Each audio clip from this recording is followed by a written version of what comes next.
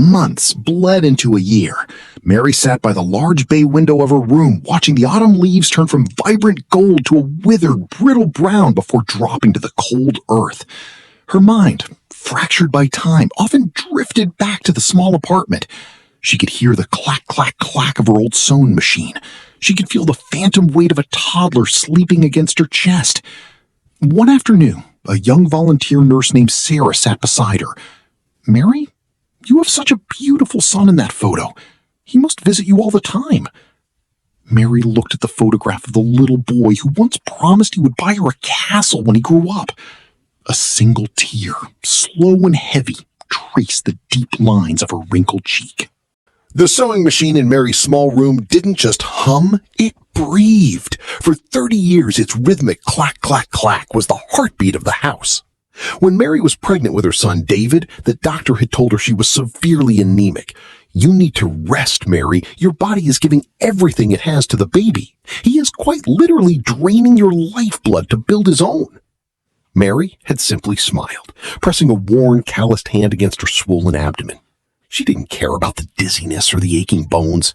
Inside her, a miracle was forming. Every stitch she ran through the denim and silk of her client's clothes was a penny saved for his future. When David was born, she looked at his tiny, perfect fingers and felt an overwhelming sense of victory.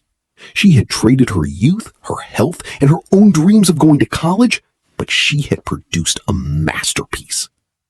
As David grew, Mary became an expert in the art of disappearance. When there was only one piece of chicken left at dinner, she suddenly had an upset stomach. When the winter winds howled and her coat grew thin and frayed, she claimed she preferred the crisp air, so David could have a thick, insulated jacket. When her knees began to throb from hours of kneeling to wash floors, she hid her winces behind a bright, encouraging smile, cheering loudest at his trackmates. David was her son, and she was content to spin quietly in his orbit, burning herself out to keep him warm. David was brilliant, a product of Mary's endless nights of flashcards and saved tuition money. By 25, he had landed a high-powered corporate job in the city. The small, cramped apartment of his childhood was replaced by a sleek glass and chrome high-rise. Initially, the bond held. He would call every Sunday. But success is a demanding deity. Sundays became bi-weekly. Bi-weekly became once a month. When Mary suffered a mild stroke at 58, David rushed home, frantic and guilt-ridden. He stayed for 3 days, hiring a private nurse before his phone began to buzz incessantly with market updates and board meetings. "Mom, I have to get back," David said, his eyes darting to his glowing screen. "The nurse will handle it." Mary looked at her son. He was tall, sharp, and wore a suit that cost more than her sewing machine had made in a year. She reached out with a trembling hand, the same hand that had wiped away his fevers and sewn his graduation gown, and touched his cheek. "I am so proud of you, David," she whispered. "Just don't forget to eat properly." He smiled, a superficial, hurried expression, kissed her forehead, and left.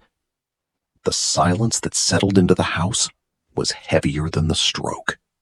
5 years later, David's life was a whirlwind of galas, mergers, and a new fiancée from a high society family. Mary's health, conversely, was failing. The stroke had left her with a permanent limp and early-stage dementia. She would sometimes leave the stove on, searching for a little boy who had already grown up and left. One evening, David arrived unannounced. With him was an elegant brochure made of thick, glossy paper. Autumn Horizons, Premium Senior Living. "Mom," David began, his voice smooth, adopting the tone he used for difficult board presentations. "We need to talk about your safety. I'm traveling constantly, and you can't be left alone. I found this incredible place. It's state-of-the-art. It has a beautiful garden, 24/7 medical staff, and people your own age." Mary looked at the brochure. The picture showed elderly people with forced, white-toothed smiles holding golf clubs. It looked clean. It looked perfect. It looked entirely devoid of love. "David," she said softly, her voice cracking, "I can stay in the back room. I won't make a sound. I can still cook a little." "Mom, please don't make this harder than it is," David interrupted, a hint of frustration clipping his words. I'm doing this for you.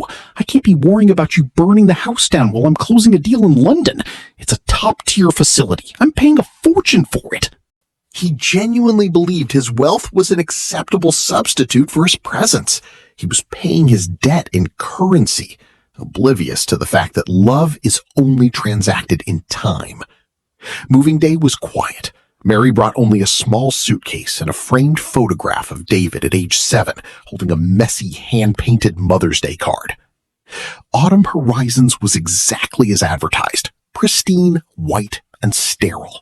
The nurses were polite, but their kindness was professional, measured in shifts and clock-ins. David stayed for an hour to settle her in. "I'll visit next weekend, Mom, promise," he said, checking his watch. Next weekend became a brief phone call. The weekend after was an assistant calling to say David was in Tokyo. Months bled into a year. Mary sat by the large bay window of her room, watching the autumn leaves turn from vibrant gold to a withered, brittle brown before dropping to the cold earth.